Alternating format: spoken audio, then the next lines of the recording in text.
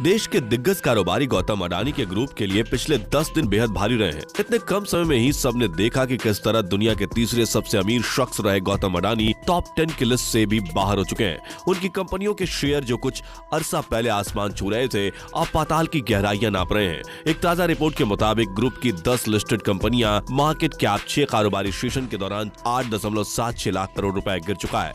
इतना ही नहीं, Credit Suisse और सिटी ग्रुप जैसे अंतरराष्ट्रीय संस्थानों ने तो इनके ग्रुप की सिक्योरिटीज की वैल्यू को जीरो मानकर उन्हें कोलेट्रल यानी गिरवी रखने से भी इनकार कर दिया है। आइए समझते हैं कि इन 10 दिनों में ऐसा क्या हो गया कि जिस बिजनेस ग्रुप का देश विदेश में डंका बज रहा था, उसे देर रात बयान जारी करके अपना पूरी तरह से सब्सक्राइब हो चुका FPO वापस लेना पड़ा। ये वीडियो बहुत ही नॉलेज भरा होने वाला है, तो इस वीडियो में अंत तक हमारे साथ जरूर बने रहें।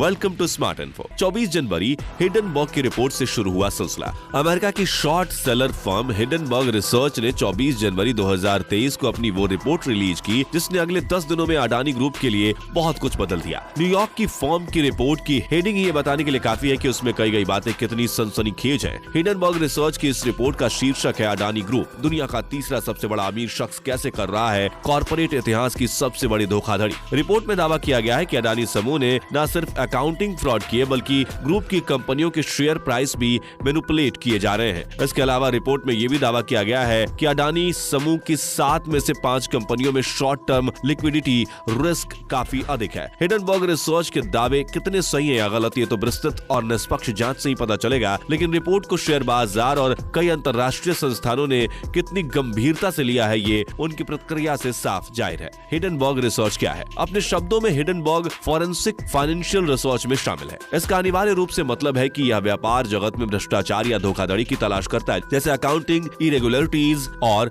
Bad in management. इसकी स्थापना 2017 में नाथन एंडरसन ने की थी। हिंडनबर्ग पैसा कैसे बनाता है? हिंडनबर्ग एक्टिविस्ट शॉर्ट सेलिंग पर केंद्रित है। यह कार्यकर्ता शेयरधारक अपने प्रबंधक पर दबाव बनाने के लिए कंपनी में एक इक्विटी हिस्सेदारी, यहाँ तक कि एक छोटा सा उपयोग करता है। फाइनेंशियली किसी की संपत्ति में कमी होने का मतलब है कि संपत्ति का मूल्य गिरने पर आपको लाभ होता है। विपरीत एक लंबी स्थिति है जहां मूल्य बढ़ने पर आपको लाभ होता है। 25 जनवरी बाजार में बुरी तरह से पिटे अडानी ग्रुप के शेयर। हिंडनबर्ग रिसर्च की रिपोर्ट सामने आने के अगले ही दिन यानी 25 जनवरी 2023 को शेयर बाजार में अडानी ग्रुप के शेयरों की धुलाई हो गई। एक ही दिन में समूह के लिस्टेड कंपनियों के शेयरों की वैल्यू कुल मिलाकर 97,000 करोड़ रुपए कम हो गई। हिंडनबर्ग रिसर्च का पलटवार। हिंडनबर्ग रिसर्च ने अडानी के इस जवाबी वार पर एक बार फिर से पलटवार किया। उसका जवाबी बयान भी 29 जनवरी को ही जारी हो गया। हालांकि अमेरिका और भारत के टाइम जोन के अंतर के कारण भारत में यह जवाब अगले दिन सामने आया। हिंडनबर्ग रिसर्च ने अपने जवाबी बयान की हेडिंग भी पहले रिपोर्ट की तरह ही सनसनीखेज रखी, जो कुछ इस तरह से है। अडानी को हमारा जवाब। आप एक फ्रॉड और राष्ट्रवाद का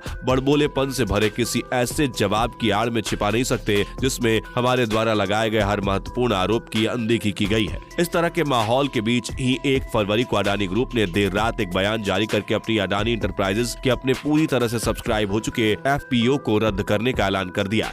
अडानी ने इस फैसले को नैतिकता की वजह से उठाया गया कदम बताते हुए कहा कि बाजार के असामान्य माहौल में दिन भर हमारे शेयर्स की कीमतों में भारी उथल पुथल रही। कंपनी के बोर्ड ने फैसला किया कि इन असाधारण हालात में इशू पर आगे बढ़ना नैतिक रूप से सही नहीं होगा। निवेशकों का हित हमारे लिए सबसे ऊपर है और उन्हें किसी आर्थिक नुकसान से बचाने के लिए बोर्ड ने FPO को आगे नहीं बढ़ाने का फैसला किया है। कंपनी ने सब्सक्रिप्शन के दौरान निवेशकों से मिले पैसे जल्द से जल्द वापस लौटाने की बात भी कही है। भारत सरकार के साथ अडानी के क्या है संबंध? अडानी और मोदी दोनों पश्चिमी गुजरात से हैं। जहां मोदी 2014 में देश के नेता के रूप में चुने जाने से पहले मुख्यमंत्री थे, उनके नेतृत्व में गुजरात की अर्थव्यवस्था ने अपनी सबसे तेज GDP वृद्धि का अनुभव किया। अन्य भारतीय राज्यों को पीछे छोड़ दिया, एक उपलब्धि जिसे तब गुजरात मॉडल नाम दिया गया। और कई भारतीय मतदाताओं को उम्मीद थी कि मोदी देश भर में इसका अनुकरण करेंगे। जैसे जैसे मोदी राजनीतिक रैंकों में ऊपर बढ़ते गए, उन्होंने खुले तौर पर अडानी के साथ घनिष्ठ मित्रता भी प्रदर्शित की। उन्होंने अपने चुनावी अभियान के दौरान अडानी के निजी जेट विमानों से उड़ान भरी और फिर जब उन्होंने प्रधानमंत्री के रूप में पदभार ग्रहण करने के लिए गुजरात से नई दिल्ली की यात्रा की। भारत की अर्थव्यवस्था के लिए इसका अधिक व्यापक अर्थ है। भारत का हालिया आर्थिक विकास अडानी जैसे चैंपियन राष्ट्रवादी उद्योगपतियों के एक मॉडल पर टिका हुआ है, जिन्होंने